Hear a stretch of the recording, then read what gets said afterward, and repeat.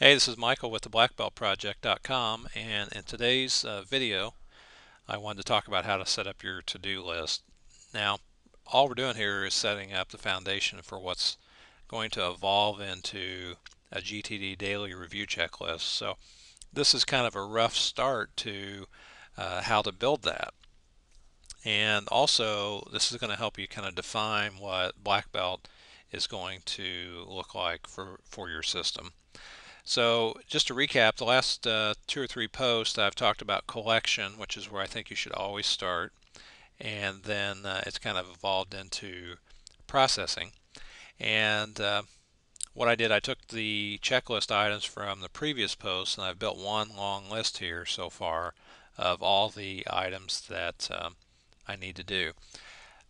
First off, when you make a list like this, the list will be of activities that you need to accomplish and not necessarily tasks.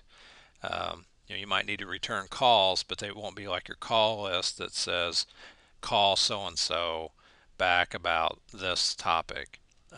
It's just going to allow you to remember, oh, I need to return calls here at this point, or I need to check my email, or I need to clear out my voicemail messages.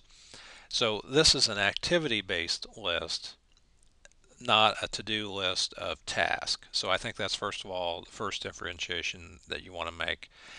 The reason that I think it's important that you write down all of these activities is because the goal of GTD and getting things done is getting everything out of your head. And I'm somewhat surprised that although David Allen talks about getting your task out of your head, he doesn't spend as much time talking about getting the activities out of your head. I think that is the level of black belt, is getting the activities that you do out of your head as well as your task. Because if you don't have to wake up each day and go, oh, where do I want to start? If you've already pre-thought what you want to do each and every day, then it's already defined. And you don't have to go back and go, oh, well, what's the next thing I need to do? Because you've already decided, okay, the best thing for me to do after this is this item that's on my checklist.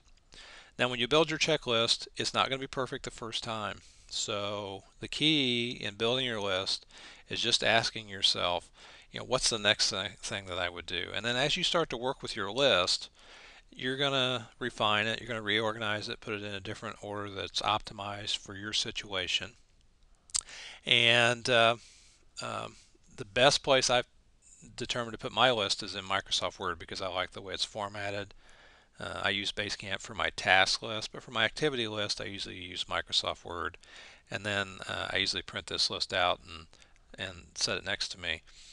Uh, in defining black belt, I know at the forums at David Allen's website and other websites that talk about GTD, there is some discussion about black belt GTD and what it is and how to define it. And although we all use the same um, template for our system, everybody's system is a little bit different because we might use a different tool. The types of activities that we do might be different. Our priorities are different.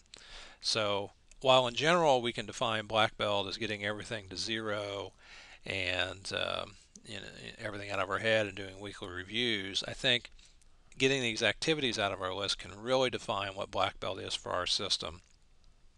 And then once you know what activities you want to do all the time, that can help you with black belt, deciding what level of black belt you are. So for example, let's say I started my list out and I start out getting my mail and I get all the way down to getting everything paper-wise that requires action into my inbox. And so everything's collected paper, everything's collected digitally, but maybe I don't move on to the next step of actually processing.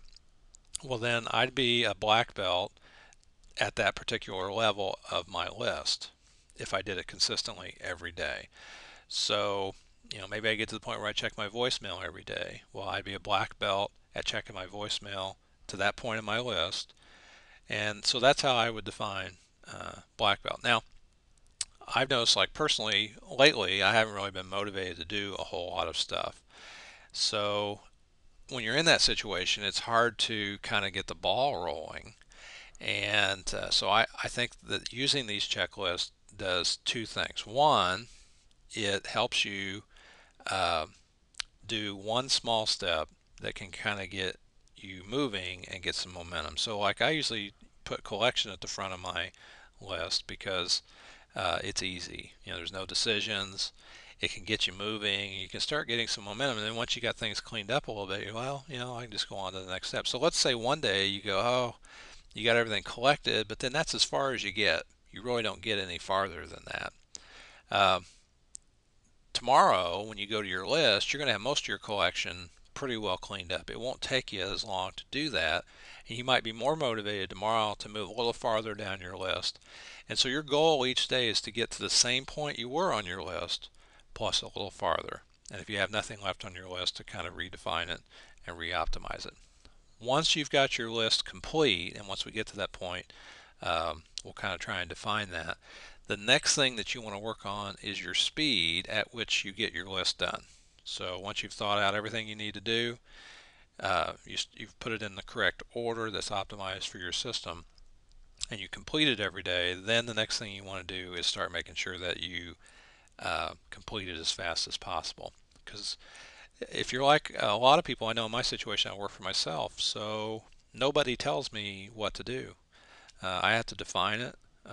And while clients will call me and say, hey, I need this, that, and the other, the bottom line is no one says, hey, this is what you got to do. It's hard to know when work is done because it's always on your mind.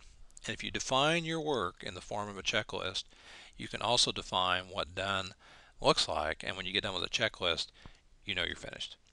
And you can think about other things. So anyway, that's my post today. I hope it helps out. Remember the comments section below. If you have any questions, feel free to let me know. Have a great day.